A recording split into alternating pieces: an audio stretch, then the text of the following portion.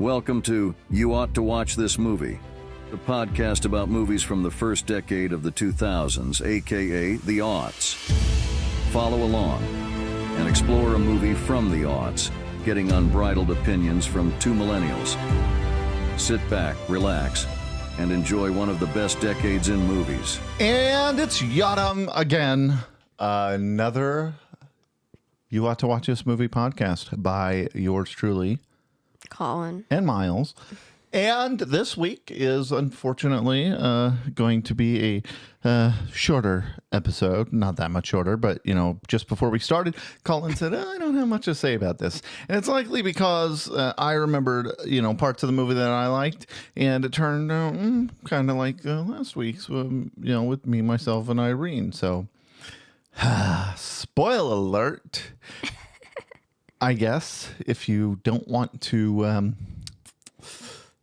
get this satirical movie spoiled, which I don't think. parody movie. Parody movie, yeah. Yeah. There were quite a few parodies in it. Well, that's what it's categorized. Oh, okay. It's a parody. But yes, if you don't want to, if you haven't seen it, it's on a lot of the free streaming services. It's on Freevee, Pluto, Tubi. So. Or not Tubi. Yeah. So, So, do you want to give a summary? You well, know first love a I good have summary. to. First, I have to tell them it's rated R. R for retarded. Well, it's rated R for strong, crude sexual humor, language, drug use, and violence. So, just so you're aware. Not necessarily a kid-friendly movie. Yeah. So, the summer... No. We do the trailer first, then we do a summary. All right. You know, I like a good trailer. Yes. And I've even made a note to go down. From now on, I'll just leave a spot in my place for the summary because it only takes about 2 to 3 lines. Okay. That way, I don't get confused like last time. I'll go first on my trailer. Okay. Okay. Is satire during the golden age of film comedy. The trailer is pretty tame considering some of the more raunchy scenes I remember. Hope it's not as bad as Me, Myself, and Irene. I wrote this at that time. Is that all? That is all. Okay. My first note is there's a voiceover. And second note, the trailer is funny. They left out all the rated R stuff, so it seems tame. I hope I don't hate it. So, like, I knew, like, I was, well, around when, like, the later ones came. Well, I was around all the time, but I mean, like, You're around. going to the movies and watching more, you know, older movies when the later ones came out. Uh-huh. And I just thought, even from the trailers, which would have been tame, thought they looked pretty dumb and a waste of time. And so when I saw the trailer this time, I was like, this is pretty funny. Maybe I won't like hate it like I thought when I was in high school. But then when I saw on IMDb that it was rated R, for the things it's rated R for, I'm like, oh, well, we'll just have to see. Yeah. So, okay. Summary. A group of teens accidentally kills someone. Now the teens are getting killed off one at a time while living through exaggerated horror movie tropes. And just for the record, it's a bunch of late 20, early 30 people playing these teenagers. Which in the movie, you know, they make reference of kind of breaking the fourth wall, which is kind of funny. Yeah. That seems to have been a trend. Yeah. Back then. It was written by one of the Wayans brothers and directed by the same one. Okay. Do you have a character breakdown? Well, I only recognized one actor. Okay, who was it? Kurt Fuller, who played the sheriff, we knew him from Supernatural. He played an angel named Ezekiel. Zachariah. Or Zachariah, yeah. Yes. He plays a terrible sheriff in this movie, Yeah. to say the least. Well, he wasn't a good angel either, so. Yeah. I mean. So his character portrayal is tracking, at least. That's one good thing. All right. So I guess we are to our comments on the movie. Yeah. So when at the beginning, why does she stay on the phone? Like whenever the person, you want to play a game? Like, I'm sorry. Like there was an option to hang up your phone even back then. Even back then. I don't know. Because everything was like an exaggerated horror movie. Like in horror movies, the characters always tend to do dumb things. Like they walk into the dark, they go off by themselves, they do silly things. And like the first scene, like she's running out of the house scared, and like there's a sign that points one way and another way, and the one pointing to the left says safety, and the other to the right, certain death or something. Yeah. And it's like, and she takes the sign leading to the right, and it's like, oh my God, are you kidding me? Yeah. Yes. So it ends up with a murder. And sets up, the killer, if you will, who is wearing a Scream mask the entire time. Which I guess, is a play on the actual movie Scream. Yeah, and I think they had references to other movies, like horror movies. Yeah, too. well, not just to other horror movies, but how I want to say that guy was from Dawson's Creek, who, the one that comes in and says it's the wrong set. he climbs into the window and he sees this girl and guy kissing. He's like, "Hey, what's going?" Oh, wrong set. And he slowly backs out. Stupid. Yeah, that was pretty silly. What do you got? Well, I guess like after the first murder, that kind of sets up like why all these teens are getting murdered, and we find out that they like accidentally killed somebody. They thought they actually killed him, and then like by doing all these random things, they actually killed him. So they're drinking and driving and doing all these crazy things, and so they hit a guy and he gets up. He's like, "No, I'm okay," and then they're not paying attention, and one of the guys is like, "Oh, we got to get rid of the evidence," and so he tosses the bottle over his shoulder, a glass bottle, and hits the guy on the head. Yeah, and then they shove him in the trunk, and he's clearly alive because he's making sound. And they can't get the trunk to close, so they hit him on, like as they're closing it, they hit him on the head, knock him out again. Yeah, it's so dumb. The entire time, the guy, like before he gets hit by the bottle and knocks him unconscious again, they're sitting there talking to him. "Oh, this is what we got to do. We got to, take care of the body." And this guy's like yelling, "Nope, that's not necessary. I'm fine."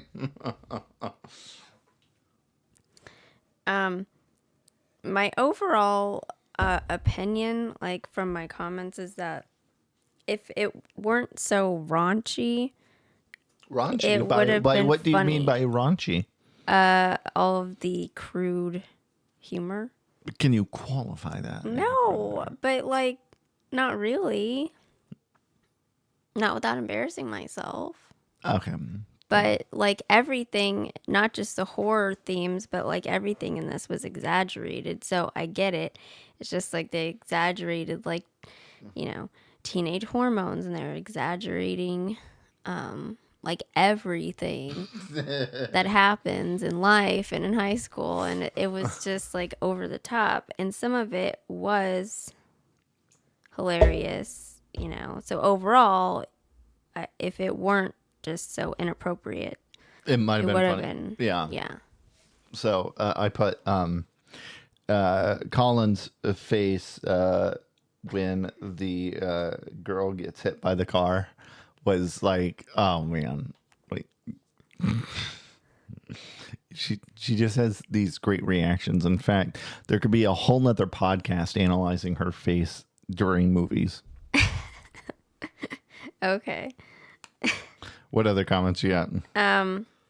Well, didn't at the close to the beginning they referenced a Diddy party? Yeah, I wrote that. That was my next comment too. Is oh my goodness, is talk about like what they knew at the time was really going on at P Diddy parties, and to put it in the movie to parody it and sort of say, oh, them P Diddy parties are crazy.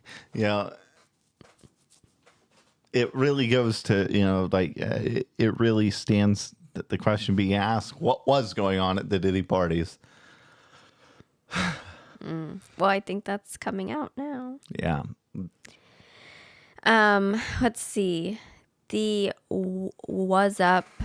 The Budweiser Bit. scene. Yeah. What Was funny. That was funny. That was and it was shot in the almost like kind of exact manner that the commercial was shot too. It starts out and he answers the phone. What for those who don't know the reference, Budweiser had a commercial from 99 to 02 that was just basically a bunch of guys answering the phone saying what what's up, and these stupid like voices, and they recreated that. I thought that was fantastic. Yeah. And also, I thought the scene at the theater where they brought a whole meal and then like they're on she's on her phone. Yeah, like that was funny. No, girl, I'm good. I can talk. And then like she busts out this old Sony hand cam, and then she's yelling at people like, I got you on candid camera. Yeah. And then the other audience members end up killing her. Well, the actual killer, gets next to her in the theater, but one of the people just grabs the knife from the killer and stabs her himself, and then everyone in the crowd seemingly has a turn at pop pop pop pop, killing her. Yeah. Pretty ridiculous, but pretty funny. Yes. And then that was my next comment. I got you on candid camera. Trying to make a viral video before there was a platform to make videos go viral. Yeah. Well, yeah. That was a show, Yeah, candid camera. Yeah. Smile. You're on candid camera. So, yeah, they have a lot of timely references. I just, not all of them were funny to me. Or, appropriate, outside of the timely references, just the crude sense of humor was, yeah, it was wild. And then, the freaking push of, comedy to, all levels was so apparent with this scene with this coach and with name Miss Man, and it was very obviously a man dressed as a woman, and you just got to see it for yourself. Is that scene is something else, and trying to hit on he's coaching the girls softball or volleyball team or whatever. It might just be their gym class. Yeah, whatever. I don't know, doing something, and is like very inappropriately getting close to the girls. Yeah. What else you got? I put specifically, Miles says this was humor 20 years ago. And then I said, I don't think so.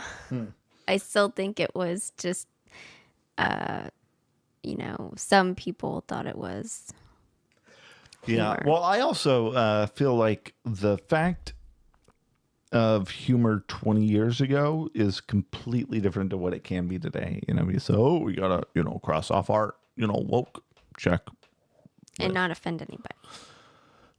That's the whole point. One of the funniest scenes is the reporter goes up to, I can't remember the actor's name, asking him if, he, saw anything or knew anything about the victim.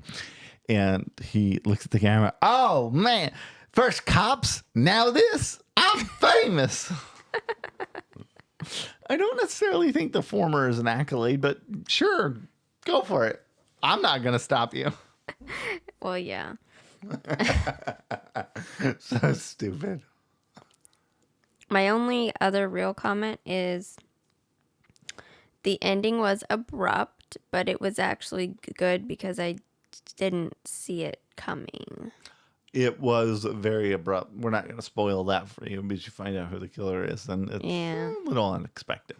But then it leaves an opening for the next movie. Yes, it does. And that was, I don't remember if it's in Scary Movie 2 or 3 where, they continue parodying stuff because at the time MapQuest was a big thing. And so the main character goes into this Japanese style house and is being given this MapQuest directions by this ghost. And, the ghost is Japanese and they're speaking to one another, but instead of actually speaking Japanese, they're just naming off Japanese brands. Yamaha, Nagaro, Suzuki. And, it's just so ridiculous. Like Nagasaki, Toshiba. So that scene is good parody. Oh, I think you played that for me before. Probably. That sounds familiar. Suzuki. Stupid. Well, do you want to move on to a grade? I guess so. All right. What do you give it? I gave it a 61%. Wow, 61. That's higher than me, myself, and Irene. That's because this had some redeeming qualities. Okay. The other movie had like 0 redeeming qualities. Oh. Well, this one gets a 79 from me. Wow, we're closer. A C plus. Yeah.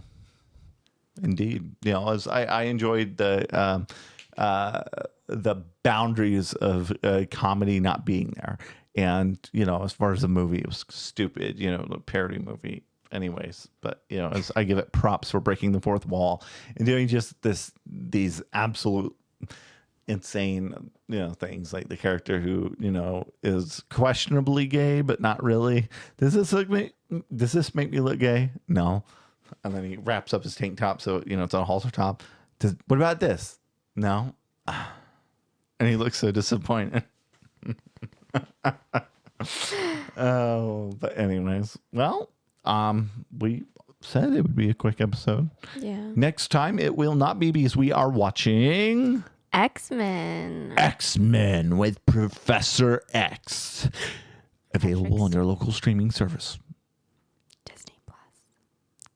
Disney Plus, where they have stolen all the Star Wars and Marvel. Yeah. But yes, and we've already seen that before more than once. So yeah, it'll be the first time that we have seen the movie that we're doing the podcast on.